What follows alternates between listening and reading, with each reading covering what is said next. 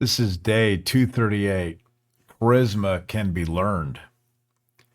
I noticed something listening to a person speak today. That person clearly had a certain magnetism about them. They drew you in with their presence and compelled you to listen, and you felt like you wanted to join with whatever they were trying to accomplish. This was clearly a trait that had led this person towards success in their career. I took some time this evening thinking about what exactly this was and what, if anything, someone could do to be like that or to develop that trait. When I was a young kid, my friends and I became enthralled with Dungeons and Dragons. I think every kid in the 70s did. In those early editions of the game, there were certain traits you could roll for in order to develop your character. Two of those traits were calmliness and charisma.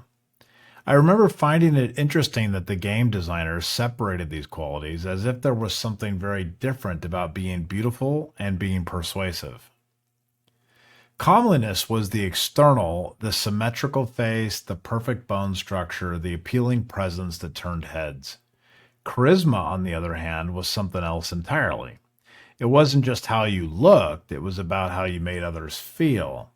A character with high charisma could rally a crowd, command loyalty, and shift the emotions in a room without ever drawing a sword.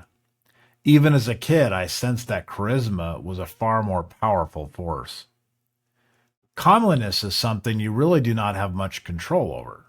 Some people are just born beautiful. You can maintain it, you can certainly ruin it, but it's largely a genetic gift.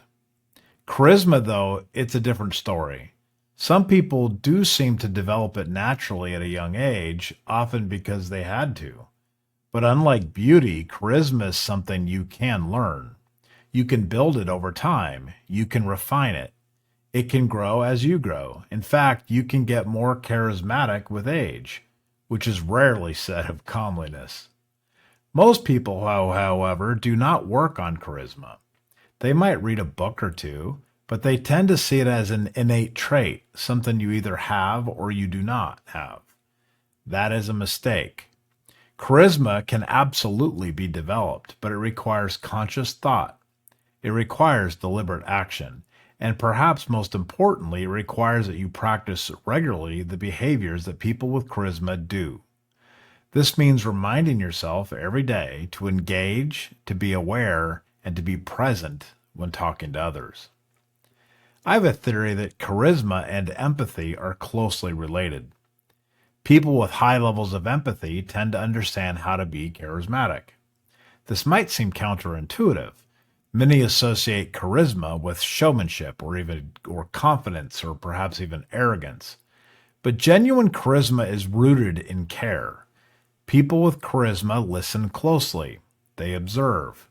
They pay attention to the subtle shifts in mood, the unspoken concerns, the small tells in a conversation. They make eye contact. They offer encouragement. They are expressive in ways that lift the people around them. Their optimism is contagious, but it's never forced. It's born from a sincere desire to see others do well. If you want to grow in charisma, begin by practicing presence. When you are with someone, be with them fully. Put your phone away. Stop glancing around the room. Lock in. Look people in the eye. Nod when they speak. Listen not just to respond, but to understand. People feel seen when they are truly heard. That is the foundation of presence, and presence is magnetic.